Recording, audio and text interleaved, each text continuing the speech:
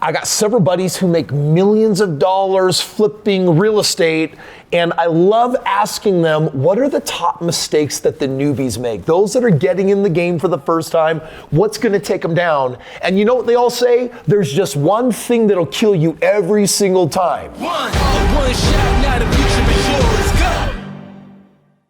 There are piles of money to make if you can figure out how to take a small guy like this and turn it into something like that. That is the game of flipping, right? I'm gonna buy a crappy property, I'm gonna fix it up, and when I sell it, I'm gonna make a grundle of money. Here's the problem. You're buying the property hoping you can sell it for more, and there's a budget of how much money and time and effort you're gonna put into it, and there's always one thing that goes horribly wrong.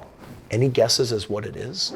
Now, the purpose of the video is not to say don't flip properties. It says that if you're going to flip properties, make sure that you have an expert that's watching over your shoulder, someone that's got your six, someone that is reviewing your numbers. And today, I'm gonna be that expert for you because I'm gonna help you understand what the biggest mistake is and how you mitigate it, because check it out. Amateurs, newbies, beware. For the average real estate investor, they lose money on around 1 in 7 deals. That's 14% of all transactions at a net loss. But when you're brand new, it's not 1 in 7. It's usually the first deal. So, what do you need to be aware of? You know, most flippers think that what qualifies them for that business is they know how to swing a hammer, they know how to run a tile saw, and they're thinking, hey, just because I can fix it up probably means I should find a business where I can. False. Just because you can doesn't mean you should. Here is the number one hidden mistake for new flippers. Never ever do your own renovations, and there are a variety of reasons why. Now, I know you're about to lament and say, but Kris, won't I save money if I swing the hammer? Won't I save money if it's me working the project? Yeah, but remember what that's doing is eating up your most valuable asset, and it's not money, it's time. Let's do a hardcore example of what can go wrong. A trained professional can get a bathroom done in about 2 weeks or less. Realistically, an amateur, they're gonna be lucky if they don't ruin the bathroom after spending a month on it. You got it. So a renovation takes way too long in the process. You end up spending way too much money. You go over budget, and you don't always do the highest level of craftsmanship. So at the end of the day, you were hoping to take a piece of junk, turn it into something beautiful, and what you wound up with was spending a ton of money, but not necessarily producing the product that you want. More importantly, you're losing out on time. You see, when you buy a property, what you're doing is you're saying, hey, I can buy this for $230,000, and if it were fixed up, its after repair value is $400,000. So I'm buying it at like 50% off. However, it has $100,000 worth of renovation, which, by the way, is a ton. That could be like a 3, 4, 5, 6, 7 month fix-up process, and the market could change. Like, you understand that I'm not talking about every few years the market goes up and down.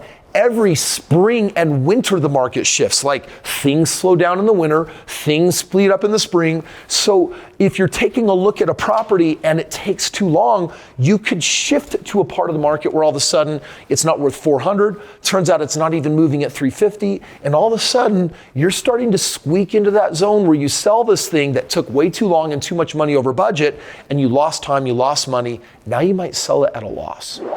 At the end of this video, I am going to share with you my favorite version of real estate. It is the ultimate time hack. It's how I spend no time, but I make all the money.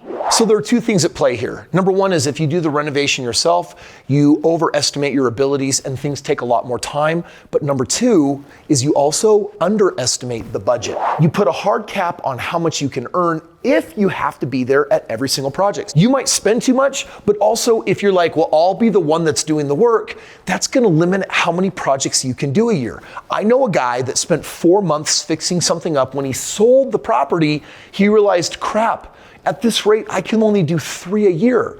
So the dude made $20,000 on the property, and if he did that 2 more times, he's gonna make 60 grand that year. His job was paying him $80,000 a year. What he did is he moved himself into a worse scenario, because when you do the work yourself, you can do way less projects. Factor labor into your budget up front and avoid that problem, allowing you to scale up. In other words, if you put the tools down, instead of having one project going at once, You could have 10 projects going at once. And instead of making $60,000, you might make $600,000, or you might make millions of dollars like a lot of my buddies that do this successfully, who, by the way, never go to the property and they never pick up a hammer.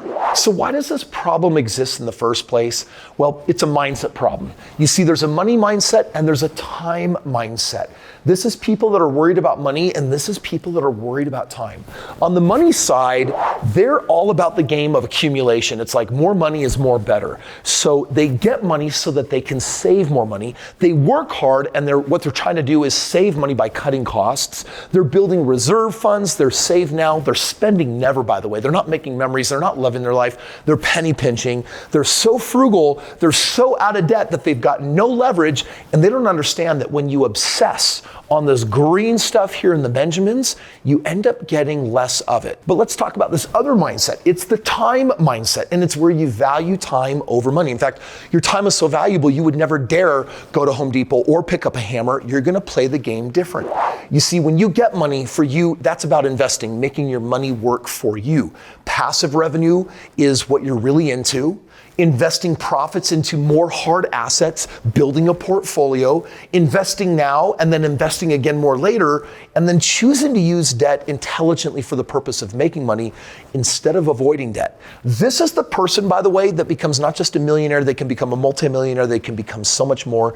And flipping with this mindset is going to yield you a very, very different outcome, although there is altogether a different and better strategy.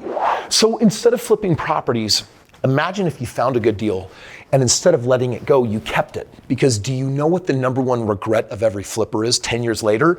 They made great money, but they have nothing to show for it because they have no portfolio. 10 years later though, imagine if you own 10 homes, 50 homes, 100 homes. All of these homes are paying you a positive cash flow. Now, there's a way to invest in real estate, make the kind of money that flippers do, but have it be entirely passive. For example, imagine taking $50,000 out of a 401k, an IRA, equity in a home, savings, and if all you did was buy one property and bought properties that would grow at least 25% ROI a year, that return on investment after 20 years would yield $4.3 million.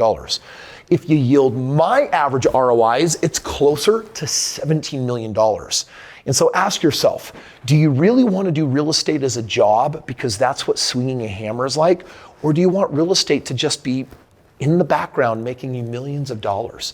If you're interested in that, then there's a link below. Go ahead and scroll below this video, click the link and learn about my track record of my last 6,000 projects, over $2 billion worth of real estate, and also learn about the hundreds of partners that I have all over the world that started by watching a video like you that said, shoot, if I can partner with Kris and leverage his expertise, skip the learning curve and partner with him and split the profits, let's do that all day long. Click the link below. Let me show you how that works. Now that may be the biggest flipping mistake, but there's actually 5 cautions for 2023 about flipping in general. There are 5 major reasons why I would not be flipping properties right now.